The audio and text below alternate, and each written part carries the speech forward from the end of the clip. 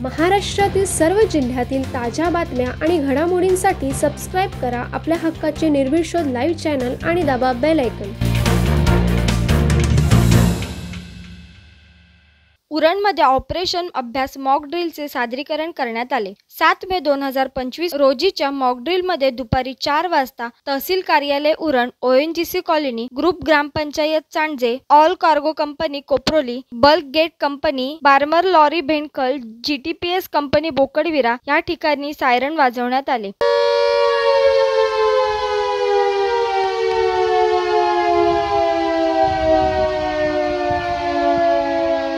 तसेच Uran NI high school येथे bomb फुटल्यावर होणाऱ्या व आग लागल्यावर कराव्या लागणाऱ्या परिस्थितीची तालीम करण्यात आली।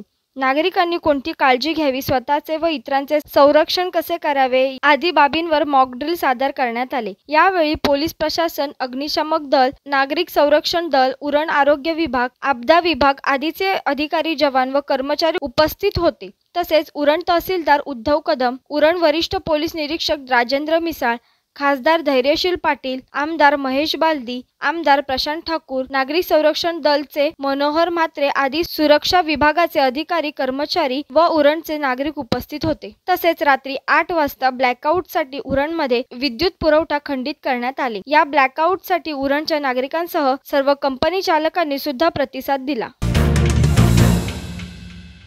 उरणमध्ये दिनांक 7 मे 2025 रोजी आलेल्या अवकाळी पावसामुळे उरण पिरवाडी येथे 4 विद्युत पोल रस्त्यावर खाली पडले आहे। सुदैवाने कोणतीच जीवितहानी झाली नाही।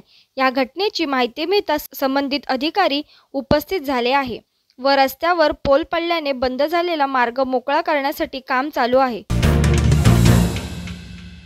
उरण BPCLच्या मागे द्रोणागिरी टर्निंगला गॅस सिलेंडरने भरलेल्या ट्रकचा अपघात झाला। सुदैवाने ड्रायव्हर सुखरूप असून कोणतीही जीवितहानी झाली नाही।